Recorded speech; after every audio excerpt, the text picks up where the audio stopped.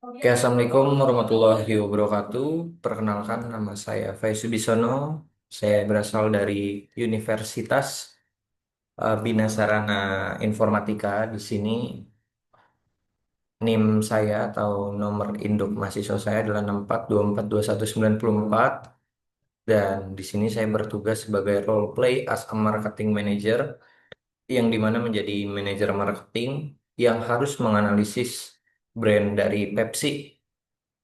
Dan apa namanya? Pepsi itu adalah minuman ringan ataupun produk soft drink yang berkarbonasi rasa cola yang diproduksi oleh perusahaan multinasional Amerika, yaitu PepsiCo.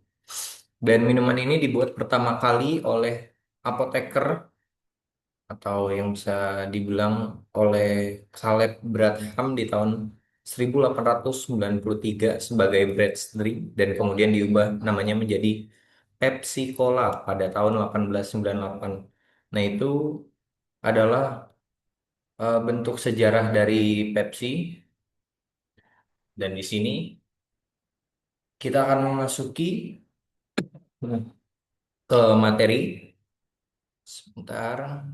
Nah, di sini adalah gambar ataupun statistik tren market dari minuman bersoda atau soft drink. Nah, bisa dilihat data yang saya ambil dari The Wall Street Journal Beverage Digest based on volume of cash sales figure out. Di sini trendsetter masih dipegang oleh Coca-Cola, yaitu 19,2%. Itu merupakan angka yang diambil dari market share di United States atau Amerika Serikat ya. Dan selanjutnya itu adalah kompetitor. Tapi sebelum masuk ke kompetitor tersebut, di sini saya akan menjelaskan tentang marketing dan juga branding ataupun bisa dibilang pemasaran dan juga branding. Nah, di sini menurut pakar ekonomi yaitu Kotler dan Keller, yaitu pemasaran atau marketing adalah sebuah proses sosial dan manajerial di mana individu dan kelompok itu memperoleh apa yang mereka butuhkan atau bisa dibilang diinginkan melalui penciptaan, penawaran, dan juga pertukaran produk dan nilai. Dan kalau misal branding tersebut, branding itu adalah proses manajemen atau brand management yang melibatkan pembangunan ekuitas merek atau brand equality melalui awareness, association, dan juga perceived quality atau yang bisa kita ketahui adalah kualitas persepsi dari brand tersebut. Nah, kalau misal kita lihat dari kompetitornya itu, yang pertama, pesaing paling jelas dalam kategori minuman ringan berkarbonasi cola adalah Coca-Cola. Dikarenakan posisi pasar lebih kuat secara global dalam hal pangsa pasar dan juga equity dari merek tersebut, distribusi dan juga persepsi konsumen. Dan nomor dua itu ada Dr. Pepper. Dalam pasar Amerika Serikat, Dr. Pepper itu baru-baru ini mengungguli atau mungkin menyamai Pepsi dalam pangsa pasar soda reguler. Dan juga yang ketiga, merek kecil lokal alternatif non-cola itu yang kita ketahui adanya Sarsaparilla, kalau nggak salah itu brand lokal dari Indonesia, yang mana nama brandnya itu adalah Indosaparilla.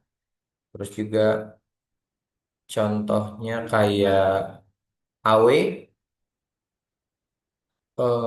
root beer ya, ya kurang lebihnya kayak gitu.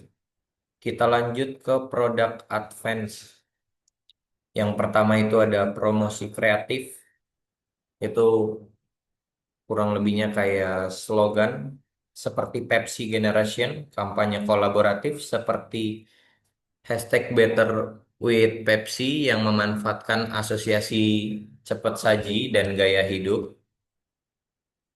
Dan yang kedua adalah varian produk. Varian produk itu menawarkan versi reguler diet zero sugar, versi rasa, minuman campuran juga portofolio non-cola. Dan yang ketiga adalah brand global. Dan secara panjang pengenalan global itu kesadaran merek yang kuat menjadi bagian dari budaya pop dan iklan endorsement selebritas. Jadi kurang lebih kalau semisal teman-teman pernah melihat Pepsi di acara-acara global seperti Piala Dunia dan lainnya, itu kurang lebihnya masuknya ke brand global gitu loh. Karena ada yang kalau teman-teman tahu CSR, itu yang soal relation tentang hubungan untuk membangun sebuah brand equity atau bisa dibilang perceived quality, persepsi kualitas.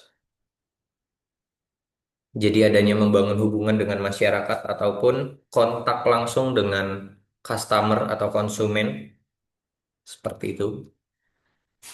Nah, kita lanjut ke segmentasi pasar atau bisa dibilang ceruk pasar. Jadi target Pepsi ini yang pertama secara demografis kaum muda, itu yang usia remaja hingga dewasa muda yang mencari citra merek yang energik, cool, dan juga trendy. Yang kedua, kita lihat dari segi geografis, pasar global termaksud termasuk negara-negara berkembang di Asia, Timur Tengah, Asia Tenggara, pasar di mana distribusi dan kesadaran itu sangat penting. Psikografis atau perilaku konsumen yang menyukai rasa kuat, inovasi rasa, dan juga pencarian identitas melalui merek. Mereka yang terbuka terhadap kampanye iklan, cepat saji juga konsumen yang selektif terhadap kesehatan itu memilih varian rendah gula atau tanpa gula, less sugar ataupun low sugar, dan juga ceruk pasar yang disukai. Lalu segmen cola reguler di banyak pasar itu masih menjadi kekuatan, strength, meskipun mengalami tekanan. Selanjutnya ada segmen minuman zero sugar atau light. Pepsi memiliki produk versi untuk diet atau zero sugar untuk menjangkau konsumen yang peduli kesehatan. Dan selanjutnya itu ada segmen brand sebagai lifestyle atau pop culture. Pepsi sering memakai endorsement, budaya musik selebritas untuk menguatkan asosiasi gaya hidup.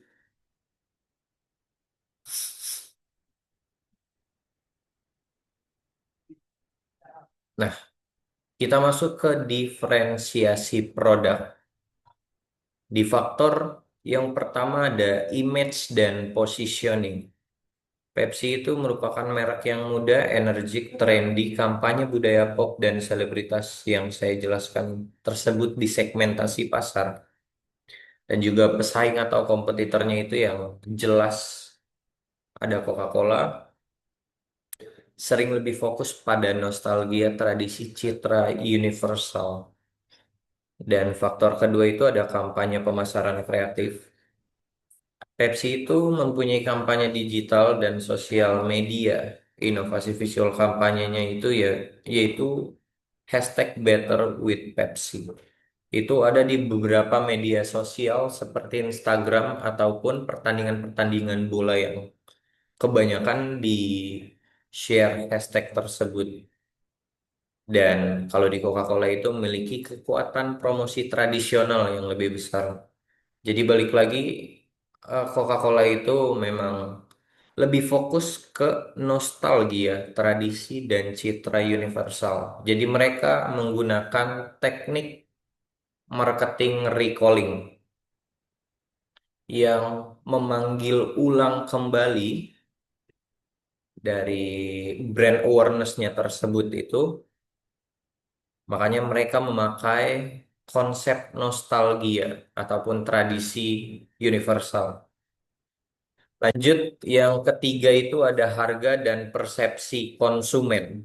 Dari Pepsi itu ada varian harga tersedia, rendah gula,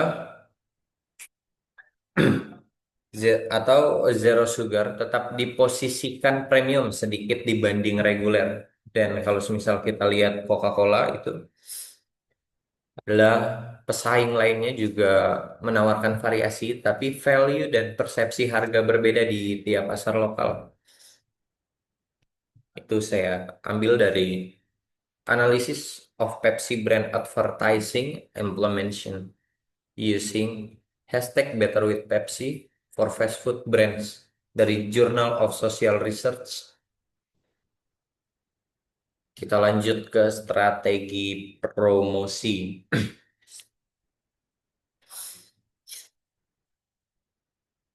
Kita lihat dari kolaborasi dan co-branding itu dengan merek cepat saji Food Change. Nah, jadi itu kampanye semantik yang melibatkan kemasan fast food yang memakai warna Pepsi sebagai asosiasi. Itu kita masukkan ke kolaborasi branding atau yang biasa disebut CO branding. Dan kalau misal kita lihat endorsement, itu dilakukan secara media sosial, influencer, dan konten kreatif. Contohnya itu seperti mempergunakan figur publik yang relevan secara budaya untuk menarik segmentasi generasi muda. Dan selanjutnya itu ada strategi promosi, kampanye, dan event. Itu tuh layaknya seperti sponsorship, event musik, promosi langsung ke konsumen. Jadi yang saya, apa namanya, yang saya udah jelaskan tadi. Jadi Pepsi itu mengandalkan promosi kontak langsung ke konsumen. Makanya memakai strategi event gitu. Dan kita lanjut ke promosi dan diskon. Nah, terutama di retail lokal, bundling, promo di restoran cepat saji, hingga sampel gratis. Dan kita lanjut ke bauran promosi.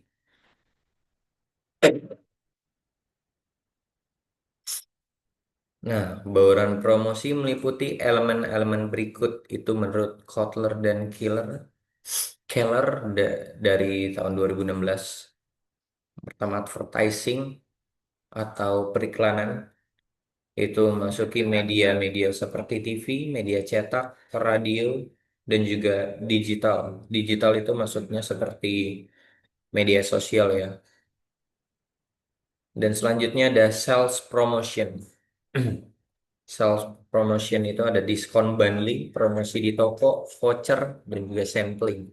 Dan kalau misal sponsorship yang kita bahas tadi ya, itu mengenai event, sponsor, konser, atau olahraga, dan juga kolaborasi merek agar mempunyai citra positif.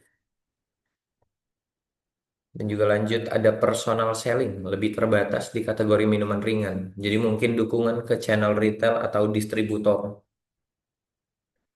Dan terakhir ada direct marketing atau digital and social media marketing yang kurang lebihnya itu bisa diambil dari sponsorship dikarenakan adanya kolaborasi oleh influencer. Konten media sosial itu seperti dibentuknya kayak kalau misal teman-teman tahu soal endorse oleh influencer itu kan sekarang marak sekali apalagi di generasi-generasi muda yang khususnya Gen Z yang kita sebut itu banyak brand-brand lain yang menggunakan strategi promosi dari influencer dan juga di sini ada konten user generate kampanye digital seperti tadi Better with Pepsi dan juga mobile marketing. Selanjutnya ini ada bauran brand, bauran brand.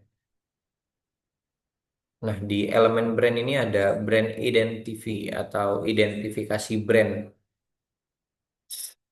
yaitu kondisi Pepsi saat ini, logo warna biru merah putih, suara merek yang energik, muda, identitas visual cukup kuat dan konsisten. di brand positioning itu ada apa ya namanya ya, kayak slogan ya, yang vibran trendsetter sebagai alternatif yang sedikit lebih berani dibanding Coca-Cola yang lebih klasik atau tradisional. Jadi kalau misal kita lihat yang saya jelaskan tadi soal brand positioning, Coca-Cola itu selalu mengambil langkah dari apa namanya, recalling, teknik recalling, yang dimana dia melakukan strategi promosi dengan cara bernostalgia agar memperkuat brand awareness ataupun kesadaran akan brand tersebut. Itu yang dilakukan Coca-Cola. Tapi kalau Pepsi ini mengambil langkah alternatif yang sedikit lebih berani, jadi memakai slogan-slogan seperti Better with Pepsi atau Young Vibrant Trendsetter. Dan selanjutnya ada brand association atau citra, citra dari brand tersebut. Kondisi Pepsi saat ini memiliki selebritas musik, gaya hidup, budaya cepat saji, konten digital yang positif, kreatif, trendy, tantangan sehat atau rendah gula karena isu kesehatan lingkungan atau pemanis. Yang dimana akhir-akhir ini selalu ada tren apa ya, kayak tren hidup sehat. Jadi mengubah citra dari Pepsi ini agar membaur ke produk-produk kesehatan, lebih tepatnya mengurangi gula atau tidak memakai gula sama sekali. Contoh kalau misal teman-teman tahu teh botol, itu ada yang zero sugar, low sugar, ataupun less sugar. Itu adalah langkah berani yang diambil teh botol untuk lebih apa ya, lebih memasuki ke tren tersebut, tren kesehatan. Jadi alangkah beraninya Pepsi saat ini untuk mengambil langkah tersebut dari mengurangi gula itu akan adaptasi dengan tren tersebut. Dan semisal kita lihat ke persepsi kualitas persepsi atau perceived quality, itu sesuai dengan survei kualitas produk yang dipersepsikan tinggi berpengaruh terhadap niat beli. Dan juga ada brand loyalty atau adapun loyalitas, namun karena banyak alternatif dan kesadaran kesehatan, loyalitas mungkin berkurang untuk pola reguler karena di kelompok-kelompok yang memiliki kesadaran akan kesehatan itu lebih suka mengkonsumsi yang non gula maupun less sugar. Nah, yang terakhir ada brand equity. Secara keseluruhan itu masih tinggi dikarenakan awareness global, kepercayaan terhadap rasa dan kualitas produk, ekuitas merek dalam kategori minuman ringan besar, namun ada indikasi penurunan yang saya kasih unjuk tadi sebelumnya di apa market share itu ya. Oke, selanjutnya ini merupakan profil saya yang dimana saya ditugaskan sebagai manajer marketing, dan terima kasih itu adalah penjelasan saya tentang brand Pepsi, dan sedikit saya akan menjelaskan tentang Pepsi kalau semisal kita meringkas menggunakan SWOT. SWOT itu adalah teknik kita menganalisis suatu brand atau yang bisa kita lihat dari cangkupan masalah. S itu adalah strength, kekuatan dari brand tersebut itu apa saja, dan weakness, kelemahan dari brand tersebut itu apa aja. Terus peluangnya, opportunity, SWO, opportunity. Dan juga T ataupun ancaman atau threat ya. Jadi saya akan menjelaskan tentang kekuatan dari Pepsi tersebut adalah brand awareness yang tinggi secara global, dikarenakan Pepsi itu merupakan ranking kedua dari minuman bersoda. atau minuman ringan dan portofolio produk yang cukup luas. Dikarenakan Pepsi melakukan langkah yang bijak dari tren kesehatan, kesadaran kesehatan tersebut, dikarenakan Pepsi itu menggunakan zero sugar, diet, dan non gula gitu. Yang tadi saya jelaskan di bauran brand kalau nggak salah. Dan lanjut kita masuk ke kelemahannya. Kelemahannya itu adalah penurunan pangsa pasar, dikarenakan Pepsi itu masih kejar-kejaran. Kalau misal kita lihat dari market share, dia masih kejar-kejaran dengan Dr. Pepper yang dimana minuman bersoda itu melakukan persaingan cukup ketat oleh Pepsi. Terus juga ya balik lagi tantangan tren kesehatan dan gula dikarenakan banyaknya regulasi gula, referensi konsumen shift ke minuman sehat gitu.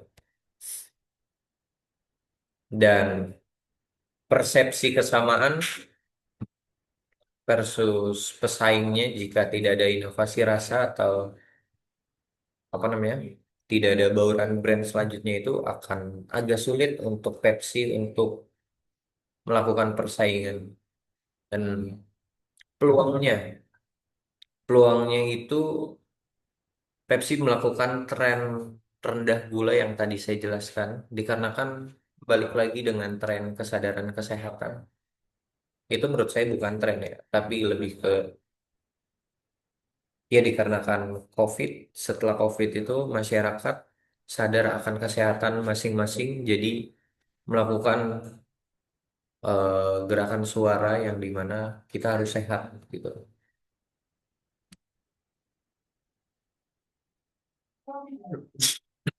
Dan juga peluang bagi Pepsi itu menurut saya ada di teknologi digital dan data untuk personalisasi pemasaran atau marketing dari Pepsi tersebut secara personal, personal selling lebih tepatnya. Karena Pepsi itu melakukan langkah yang berani. Yang pertama yang tadi saya jelaskan dengan hashtag Better with Pepsi. Itu itu merupakan salah satu strategi promosi yang menurut saya cukup cukup berani untuk melangkah lebih lanjut dikarenakan sekarang-sekarang ini lagi gencarnya sadar akan kesehatan.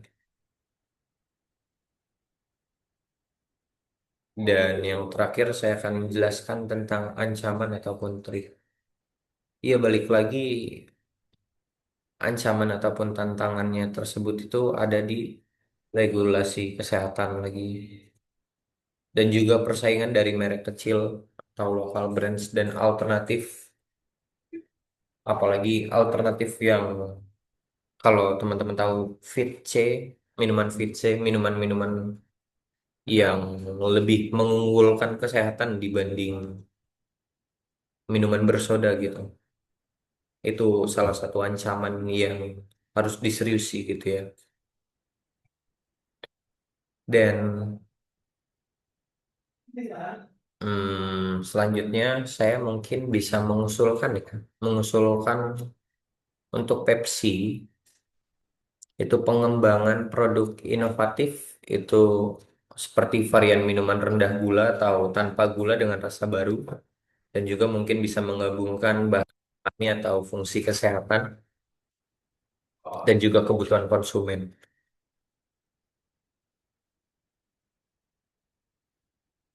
Mungkin dari saya itu saja dan ini adalah data referensi gambar yang saya ambil.